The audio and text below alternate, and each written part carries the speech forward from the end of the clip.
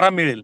नाहीतर पुन्हा काहीतरी हं. वरचं आश्वासन आणि एक छोटा जी-आर काढला जाईल आणि पुन्हा 3-6 महिन्यानंतर बसावं लागेल. असं न होता महाराष्ट्रातल्या 36 जिल्ह्यातल्या इतक्या लोकांचा विषय आहे आणि असाच इतिहास किंवा पुढं घडत त्याला असतात. स्क्रीनशॉट मारून देऊ त्यामुळे नको. शांतपणे काय गोष्टी करायच्या असतात. ऋषी अर्थात हे मी मारून का घ्या. सांगतोय, की बघितलं का? सगळेच वेल एज्युकेटेड हा? आहे. सगळ्यांची हं. समजण्याची काय म्हणतो खाली घे आयक्यू त्याला. किंवा क्षमता त्यांची योग्यता खाली आहे. खाली घे. म्हणून या गोष्टी बोलायच्या आहेत आणि हे सगळ्या गोष्टी घडत असताना प्रवासात असताना त्रास 2-4 दिवस होऊन सुद्धा लवकर निघायचं आहे. उद्याची भेट दिलेली आहे. तर हे सगळं करत असताना आपण थोडा संयम राखायला पाहिजे आणि थेट बाबांशी बोलायला पाहिजे.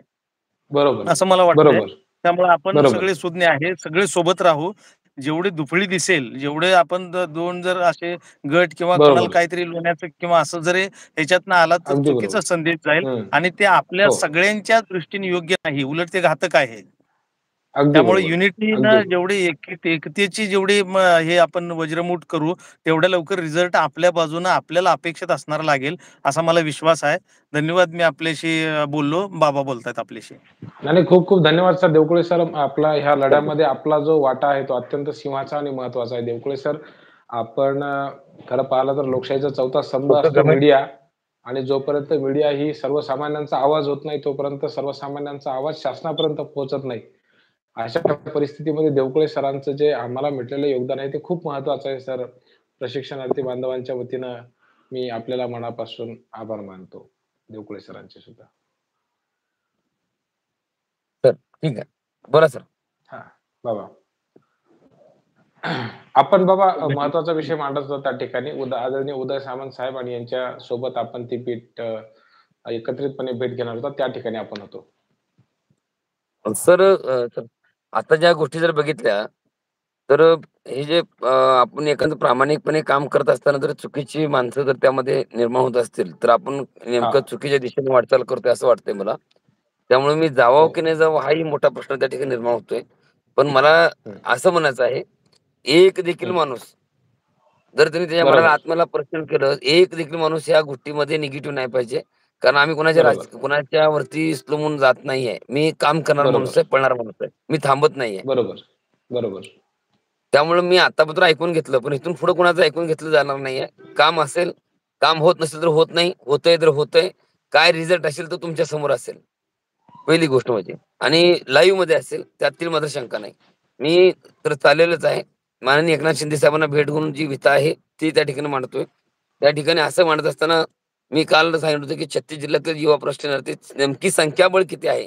मुख्यमंत्री युवा कार्यपरिषद जे विद्यार्थी आहेत महाराष्ट्रामध्ये महाराष्ट्र शासन या विभागामध्ये किती लोकं काम करतात? तर तिची आकडेवारी मला एकंदरीत वाटते, की 32,000च्या घरामध्ये तिची आकडेवारी आहे. कमीत कमी 32 ते 35. कारण आतापर्यंत लाईव्ह जे चॅनल आहेत त्याच्या माध्यमातून आपण बघितलं, तर ह्याच्या अगोदर जे चॅनल आहे त्याच्या अगोदरमध्ये बघितलं, तर आपला आकडा तो त्याच्या पुढे जात नाही सर. तर मला एक शंका अशी वाटते, की सरकारी आस्थापनामध्ये 31 ते 35,000 मुलं काम करत असतील असं मला वाटतंय आणि तोच आकडा योग्य आहे आणि 1,34,000 मधून 35,000 मुलं काम करतात आणि 1,00,000 मुलं पर्मनंट झालेले आहेत. ते कंपन्यामध्ये काम करतात, असं मला माननीय मुख्यमंत्री, उपमुख्यमंत्री यांना सांगायचं आहे.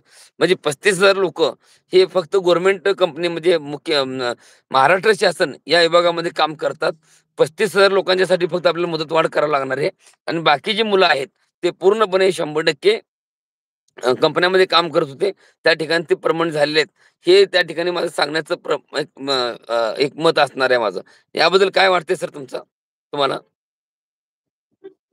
नाही, अतिशय योग्य बाबा. मला असं वाटतं, की म्हणजे सरकारी आस्थापनांमध्ये काम करणाऱ्या विद्यार्थ्यांची, प्रामाणिक विद्यार्थ्यांची संख्या ही 100% 30,000पेक्षा जास्त नाहीये, असं माझं सुरुवातीपासून मत आहे. तर आणि साधारणतः 30,000. शिक्षण विभाग जे आहे, शिक्षण विभाग हां, आहे, ग्रामपंचायत विभाग म्हणजे पंचायत समिती, जिल्हा परिषद विभाग. मी प्रत्येक हां, डिपार्टमेंटमधल्या माणसांसंगत संवाद साधण्याचा प्रयत्न करतोय. ज्यांना काम करायचं हां, नाही किंवा बाकीच्या गोष्टी टाईमपास करायचा तर तो विषयच नाही. पण जे लोकं उपलब्ध आहेत, त्या लोकांच्या संदर्भातला हां, जर विषय बघितला, तर हां. 100% आपल्याला त्या पद्धतीने वाटचाल करावं लागेल. कारण आकडेवारी जर बरोबर, कमी सांगितली, तर 100% आपल्याला मुदतवाढ त्या ठिकाणी भेटली. 1,34,000 लोकांना तुम्ही काम दिलात, हे त्या ठिकाणी हां. ठामपणे आपण सांगू शकतो सर. बरोबर, बरोबर, बरोबर. त्यामुळं अगदी बरोबर. हां, तर मी मंत्री महोदयांना सांगत असताना मी अशा हां. पद्धतीने सांगणार, की 1,34,000 मध्ये 1,00,000 लोकं जे आहेत, ते प्रायव्हेट हं. कंपनीमध्ये काम करत होते आणि त्या हो, ठिकाणी ते प्रमोट झालेले आहेत आणि हो. महाराष्ट्र शासन, पोलीस डिपार्टमेंट असेल, आरोग्य विभाग असेल शिक्षण ग्रामपंचायत विभाग.